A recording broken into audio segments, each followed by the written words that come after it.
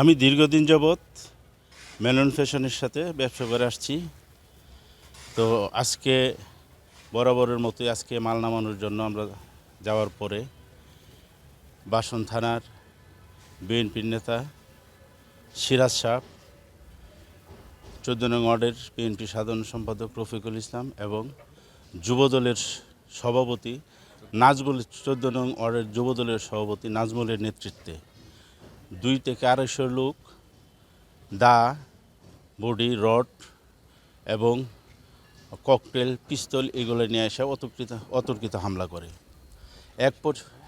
এক পর্যায়ে বেশ কয়েকবার তারা আমাকে লক্ষ্য করে গুলি ছুড়ে এবং গুলি করে এক পর্যায়ে আমার গাড়ি এবং গাড়িতে থাকা পার্টির কাছ থেকে 3 লক্ষ টাকা তারা ছিনিয়ে নিয়ে যায়। তারা নাজমুল এবং ওই যে 3 জন যারা আছে এদের নেতৃত্বে যারা আসছে, সিরাজুল হক, রফিক এবং নাজমুলের নেতৃত্বে ওরা এসে বারবার আমার উপরে অতর্কিত হামলা করে গুলি চালায়। ওদের রাজনৈতিক পরিচয় সিরাজ সাবেক বাসন থানার বিএনপির নেতা, রফিকুল ইসলাম রানিং 14 নং ওয়ার্ডের বিএনপির সাধারণ সম্পাদক এবং নাজমুল বর্তমান 14 নং ওয়ার্ডের যুবদলের সভাপতি। 5-7 রাউন্ড গুলি করছে।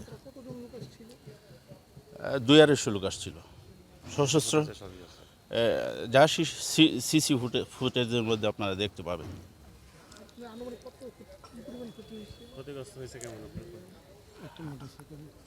আমাদের নগদ 3 লক্ষ টাকা নিয়ে গেছে এবং মোবাইল নিয়ে গেছে, একটা মোটর সাইকেল পুড়ছে।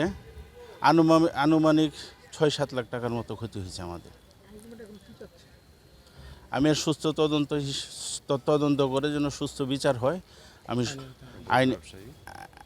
আমি আইনের সহায়তা চাচ্ছি, যেন এর সুস্থ তদন্ত করে এর সঠিক বিচার করে।